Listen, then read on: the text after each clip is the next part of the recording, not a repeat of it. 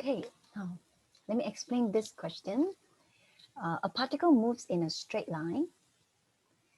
Okay, moves in a straight line such that its displacement s meter from point O, a fixed point, at time t second is given by s equals to 4 plus cos 3t, whereby t is greater or equal to 0. Now the particle is initially at rest. Initially at rest means it's not moving. When it is not moving, v equals to 0, okay? So we need to find the exact value of t when the particle is next at rest. That means we have to find out the t value when v equals to 0. Now before that, let's analyze the position of our particles. You look at this one, S stands for the displacement from O. So when the t starts right after, t start with 0, yeah? Start with 0. That means when t equals to 0, our S is, so cos 3 times 0, cos 0 is 1. So it is at 5, okay? When t is 0, okay, let's put into this, it will be 4 plus cos 0, 3t. Okay, so cos 0, make sure this one will be in radian. Set your calculator in radian. Therefore, cos 0 is 1. So you plus with the 4, so we got 5. That means right from the start, the particles is not on the fixed point O. It is actually here. This is the particle here. It is at S equals to 5. Okay, so with that, we roughly know where is the particle is before we start to measure the t. Now, so need to find when exact value that the particle is at rest. So we let v equals to 0, but we do not have v. So v basically is ds by dt, differentiate. So we differentiate this, we will have negative sign 3t and times with the 3. So with that, when t equals to, when v equals to 0, so we will have sine 3t equals to 0. Therefore, our acute angle 3t could be 0, pi, or 2 pi. Therefore, t will be 0, pi over 3, and 2 pi over 3.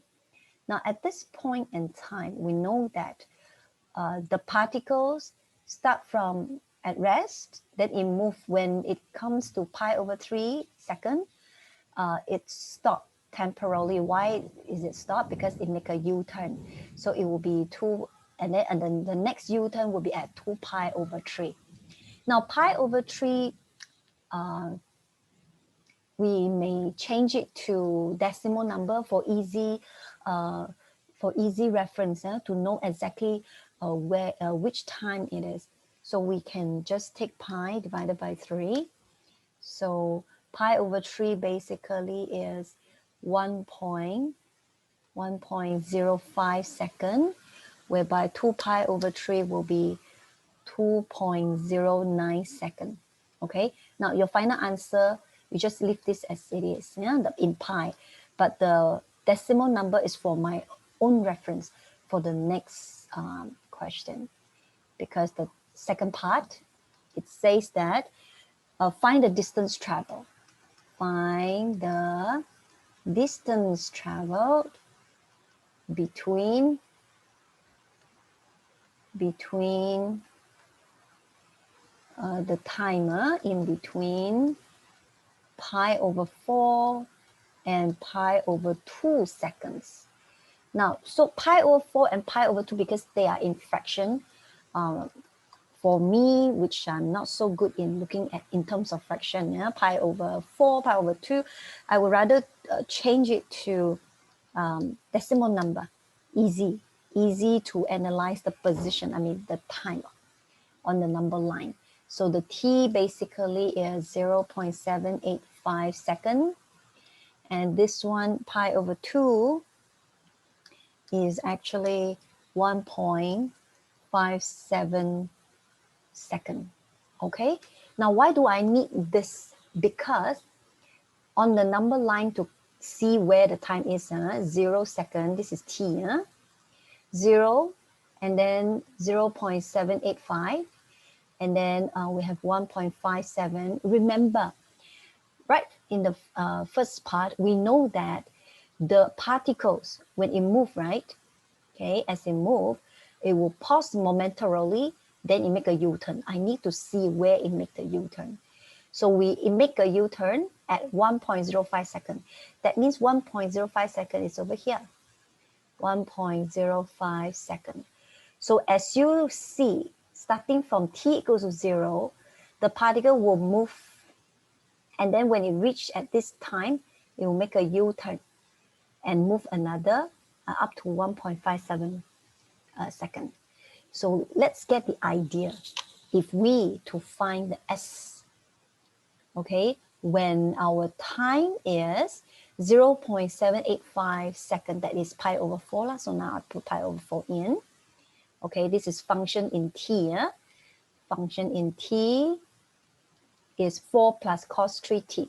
Therefore, 4 plus cos 3 pi over 4. That's why I say set your calculator in radian mode so that we can find cos 3 pi over 4. Okay, and then don't forget to plus 4. So we know that the displacement, the S here basically is the displacement from the O. So it is 3.293 meter. Okay, that means when it is, this is the fixed point, when it is pi over 4, the displacement is this much. This is 3.293. Initial position is 5. So from here, we know that the particles is actually moving this way, and it reached here. It reached at this point at t equals to pi over 4. Therefore, the displacement that we found is actually here. Okay, it's actually here. All right, now next, what about 1.57? Now between the 0.785 and 1.57, we have one time, okay, a moment whereby the particle make a U-turn. I need to know at which position. So S, okay, 1.05 is actually pi over 3. So let's put into the function cos 3 pi over 3, which is cos pi lah. Okay, so cos pi, and then we plus with the 4. So we know that at this time, the displacement, the distance from the point O is 3. That means it's here. This is 3. So at this time, this is t equals to pi over 3. All right, and next, let's find out the displacement when it is pi over 2. So S pi over 2. So we will have 4 plus cos 3 pi over 2. And with the calculator, okay, cos 3 pi over 2. 3 pi over 2. Okay. 3 pi over 2. And then plus 4. Hold on. Cos 3 pi over 2 is 0, and then plus 4. Okay, it's 4.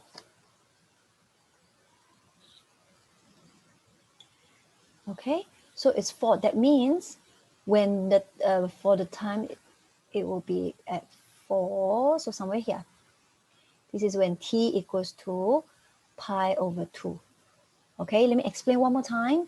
So between pi over 4, okay, pi over 4 is here. We need to find out the distance traveled starting from this time onwards. Okay, that means at t pi over 4, the distance from the fixed point is 3.293. So we are interested to find out. Okay, let me use the red pen.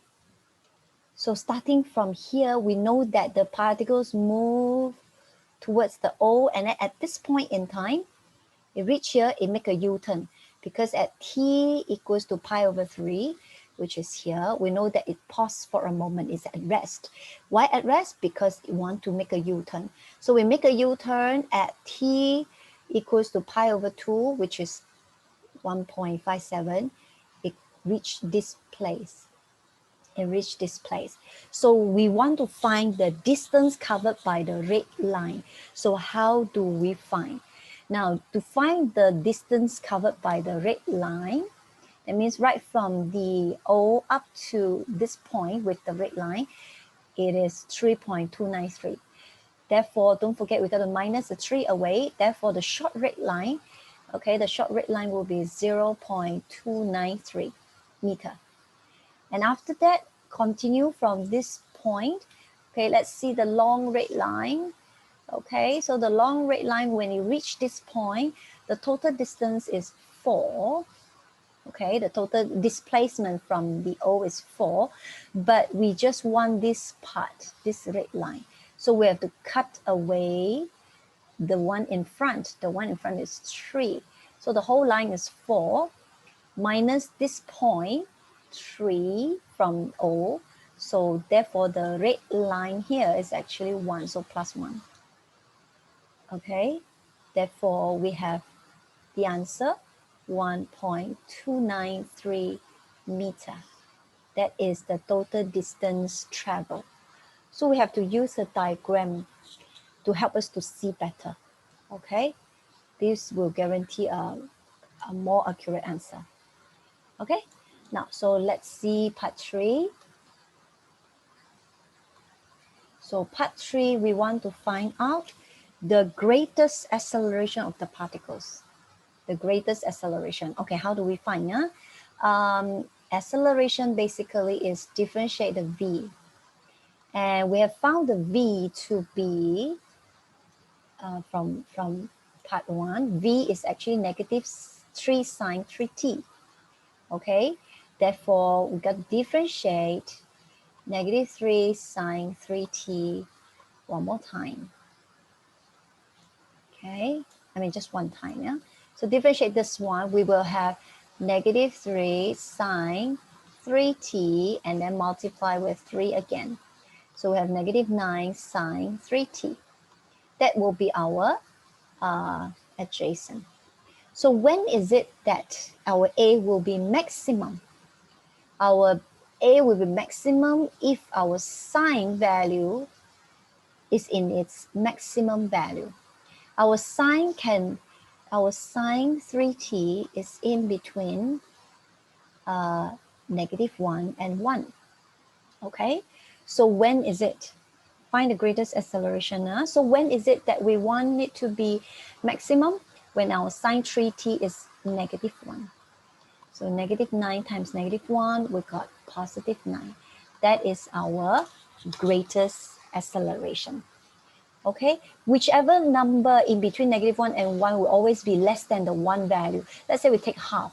So half, when you multiply in, half times negative 9, you get, or negative half, okay, or negative half times negative 9, you got positive 9 over 2. So it's 4.5. It's not the greatest acceleration. So the greatest acceleration can be obtained when our sine value is at its amplitude, the maximum or minimum point. To get positive A, so we just times with negative 1. That's it.